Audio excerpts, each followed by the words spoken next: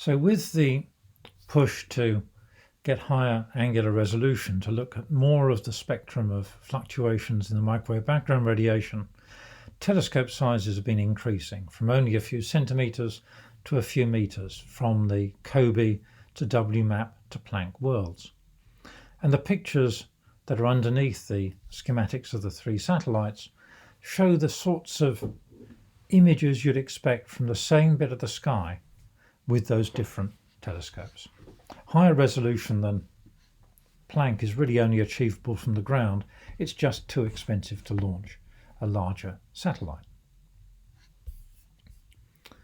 So let's move on up the scale and see what the WMAP can tell us.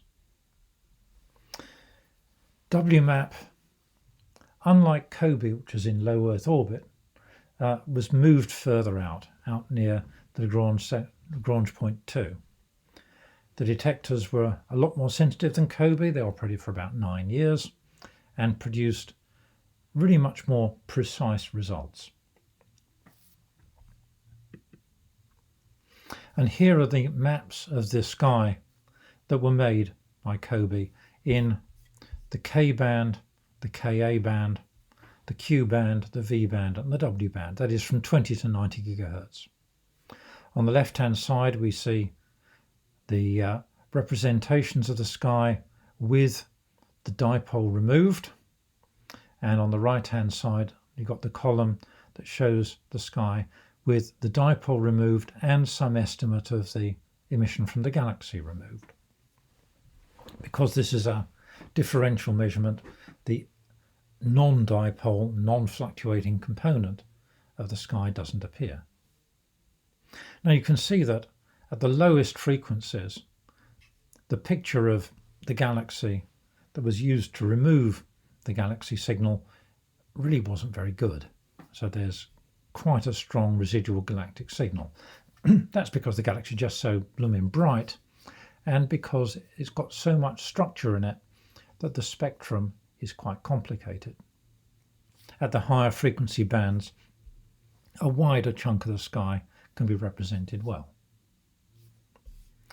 If you stir all that together, you can make an overall picture of what the universe looks like, correcting for the galaxy.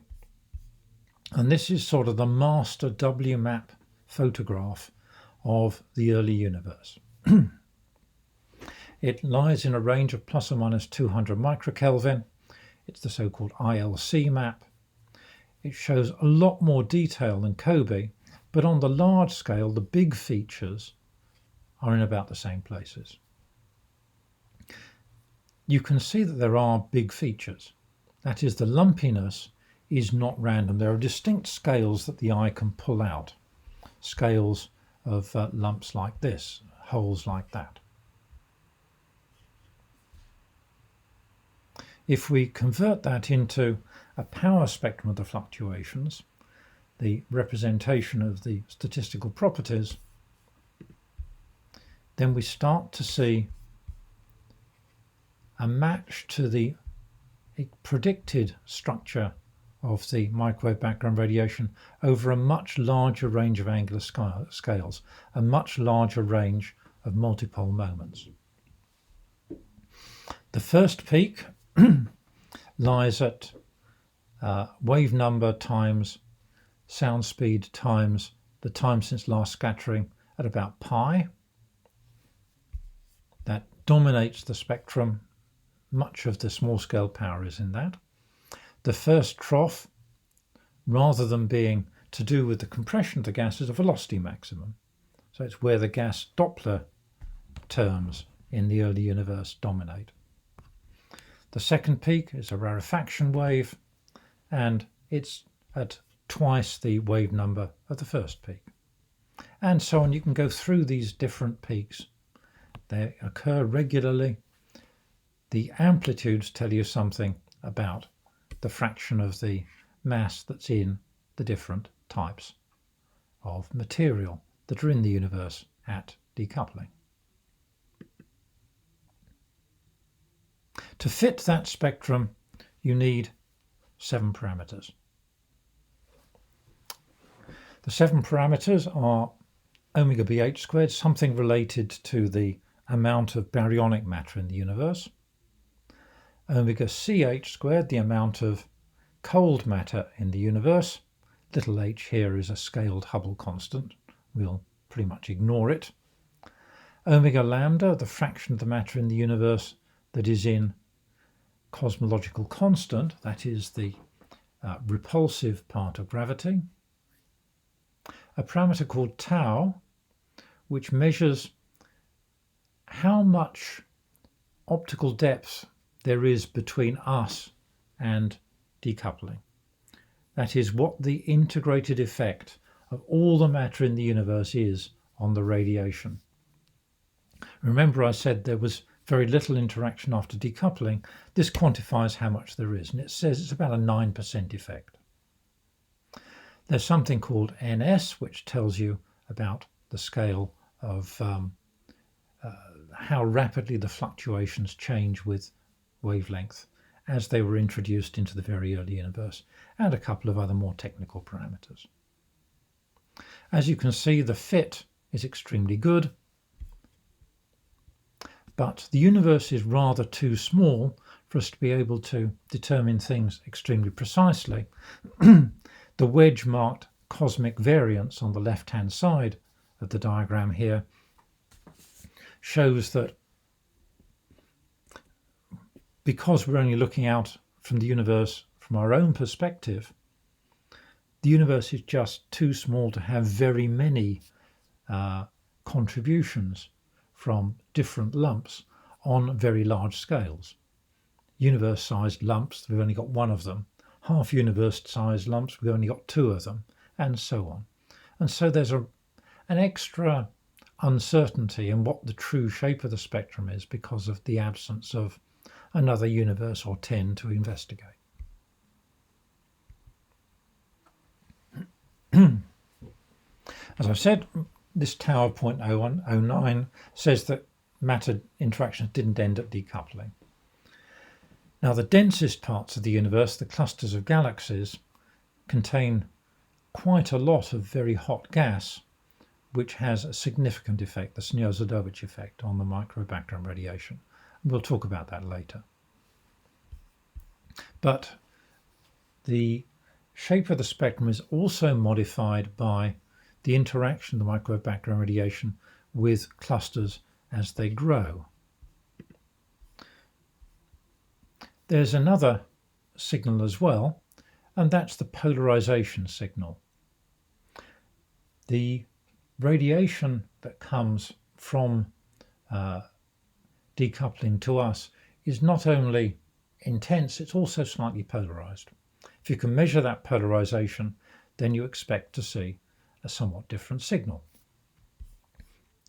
WMAP could only measure one of the modes of polarization that you expect to see, the so-called E mode, which looks like electric field, rather than a B mode, which looks like magnetic field.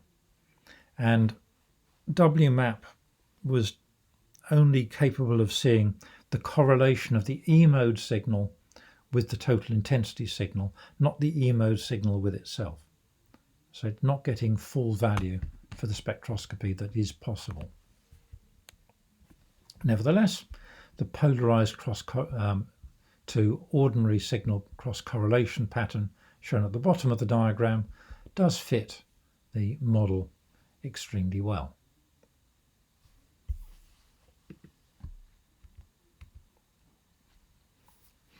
Let's move on to Planck. Planck was even larger than WMAP. It had more detectors, better detectors, and it was a little later than WMAP, so there was more time to get polarized detectors in there. It made 9 band maps of the sky, shown here.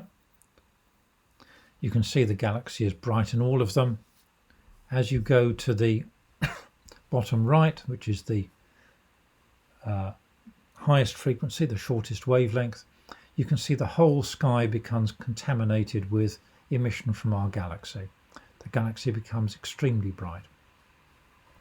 The upper ones, the sort of bluish colour, is the little bits of the galaxy we can see through without too much contamination to look at the universe beyond. Nevertheless, even to work there you have to make some correction for the effect of the galaxy. And here's the Planck equivalent of the all-sky map of the universe. It shows very similar features, but it looks more broken up because Planck was looking at a finer angular scale. That finer angular scale allows the spectrum of fluctuations to be followed out to much larger multipole. You can see the first peak, the second peak, the third peak, fourth, fifth, sixth, a little bit of the seventh peak, before things sort of calm down and you end up with the fluctuation spectrum sort of dying away gently. This fluctuation spectrum starts at the very smallest wave number, the very largest multipole, to pick up some extra signals from other effects. But basically, the spectrum extends further than WMAP was able to measure and fits theoretical models extraordinarily well.